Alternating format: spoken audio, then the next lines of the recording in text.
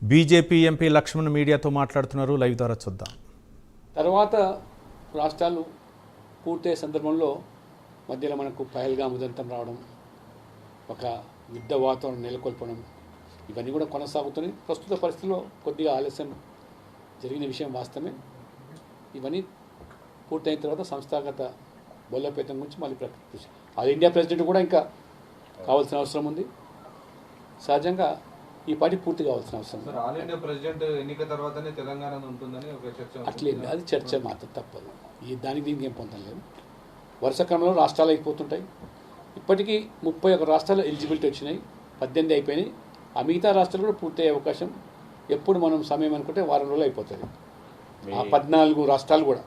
తెలంగాణ నేతల మధ్య ఉన్న ఈ ముఠాతగా గ్రూప్ పాలిటిక్స్ కారణం కూడా ఇప్పటివరకు తెలంగాణ అధ్యక్ష నియామకానికి జరగకపోవడానికి కారణం అనేది కూడా ఒక బలమైన. మొత్తం దేశంలో 37 రాష్ట్రాలు సంస్థాగతంగా పార్టీ ఉంది. 18 రాష్ట్రాలు మాత్రమే. అంటే మిగతా రాష్ట్రాలు అన్ని ఇవి గ్రూపుల తగాదాల వల్ల అయిపోయినాయి అనుకుంటే తెలంగాణతో సహా పశ్చిమ బెంగాల్, మధ్యప్రదేశ్ అన్ని ఆగినాయి. చాలా పాలిటిక్స్ వల్ల ఆగిన వాటిలో తెలంగాణ కూడా ఉంది. వాస్తవాలు కాదు కదా, నేను ఎలక్షన్ ఆఫీసర్ అని చెప్తున్నాను. వాస్తవాలు ఏంటో నాకు తెలుసు కాబట్టి ఈ జరిగే ప్రక్రియలో జాప్యం కొన్ని సంస్థాగతంగా బూత్ కమిటీలలో కానీ మండల కమిటీలు కానీ ఇంకా ఏ స్థాయికి అయితే పూర్తి కావాలి, కొన్ని పూర్తి కాకుండా అయిపోయినాయి. కాబట్టి ఆ రికార్డు కూడా ఇంకా నాకు రావాలి, చాలా వరకు రాలేదు. తెలంగాణ కూడా ఇంకా కొన్ని రావాల్సి ఉంది. అవన్నీ అయినాక నేను వాళ్ళకి గ్రీన్ సిగ్నల్ ఇస్తాను. తెలంగాణ స్టేట్ కూడా వాస్తవంగా గ్రీన్ సిగ్నల్ ఇవ్వలేదు. ఇప్పుడు మండల కమిటీలు పూర్తి కావాలి.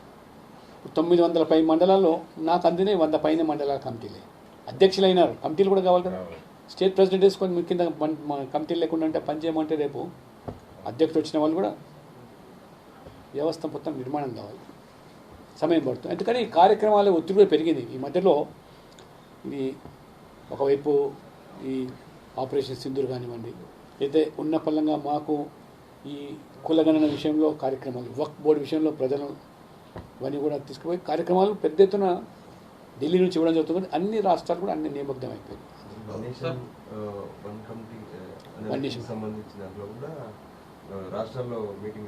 తప్పకుండా.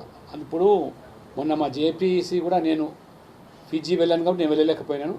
వారం రోజులు వరుస క్రమంలో ముంబై అన్ని ప్రాంతాలు కూడా అన్ని ఎవరైతే స్టేక్ హోల్డర్స్ ఉన్నారో అన్ని వర్గాల ప్రజలతో, అడ్వకేట్స్ లేదా ఓటర్స్ వాళ్ళందరితో కూడా చర్చలకు జేపీసీ ఒకవైపు చేస్తుంది. పార్టీ పరంగా కూడా మేము సపరేట్గా వర్క్షాప్స్ పెట్టి ఎందుకు ఈ దేశానికి ఒకే కాలంలో ఎన్నికలు అవసరమనే విషయాన్ని కూడా తెరతెల్లం చేస్తాం. ప్రజల యొక్క మైండ్ సెట్ మేము దాన్ని పరిశీలిస్తూ ఉన్నాం. ఒక్కసారి ప్రజలందరూ కూడా ఆ యొక్క మద్దతు కూడా కట్టుకున్న తర్వాత పార్లమెంట్లో కూడా బిల్లు పెట్టి పాస్ చేస్తాం. సో ప్రస్తుతం ఈ రాజకీయ పరిస్థితుల నేపథ్యంలో తెలంగాణలో కవిత ప్రభావం ఏమాత్రం ఉండదంటారా? తెలంగాణలో కవిత ప్రభావం ఉంటుందనేది విషయాన్ని మరి నేనైతే ఏమాత్రం కూడా భావించడం లేదు. ఎందుకంటే ఇప్పుడు ఇన్ని సంవత్సరాలు అధికారంలో ఉన్న మీరు అధికారం కోల్పోయిన తర్వాత ఏ ఎజెండా మీరు ప్రస్తావిస్తారు? సామాజిక తెలంగాణ 10 సంవత్సరాలు ఎందుకు చేయలేకపోయినారు? పైపచ్చి మీరు పూర్తి అవినీతిలో కూరుకుపోయినారు, ఒక కుంభకోణంలో కూరుకుపోయినారు. ప్రజలు ఆదరిస్తారు అని తెలంగాణలో నేనైతే భావించలేదు.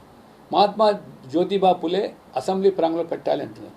10 సంవత్సరాల అధికారులు పెట్టలేని మీరు ఎవరి మీద మీరు కుల గణన చేసి ఎందుకు ఆ రోజు బహిర్గతం చేయలేదు?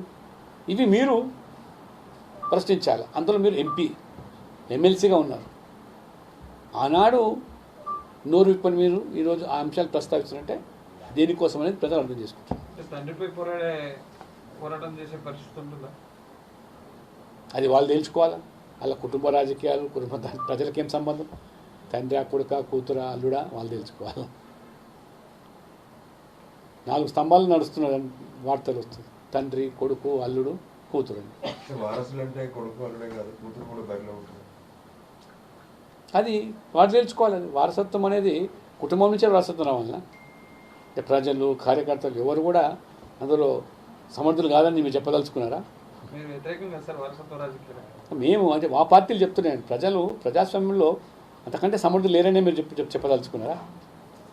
అధికారంలో మీరే కదా నడిపించింది, మంత్రి పదవులు అనుభవించింది మీరే, అధికారాన్ని అనుభవించింది మీరే, ఆస్తులు కూడగట్టుకుంది మీరే. ఇవాళ ఆస్తుల పంపకాలా, పదవుల పంపకాలా, రేపంతా తెలిపోతుంది భవిష్యత్తు. Thank you.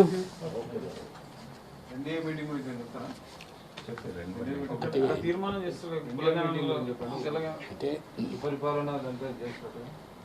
ఇవాళ మోదీ గారి నాయకత్వంలో ఎన్డీఏ భాగస్వామ్య పక్షాల యొక్క సమావేశం ఢిల్లీలో జరుగుతున్నది. 20 రాష్ట్రాల ముఖ్యమంత్రులు, దాదాపు 18 రాష్ట్రాల ఉప ముఖ్యమంత్రులు, అంటే వికసిత్ భారత్ సాధించే లక్ష్యం ఇవాళ మోదీ గారు ఏది సంకల్పించారో ఆ దిశలో అన్ని బీజేపీ ఎన్డీఏ పాలిత రాష్ట్రాలు అడుగులు వేస్తూ ఉన్నాయి.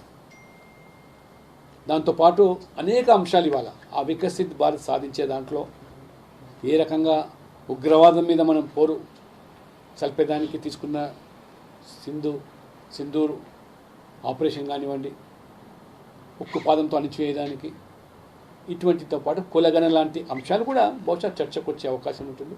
కాబట్టి ఏకైక లక్ష్యం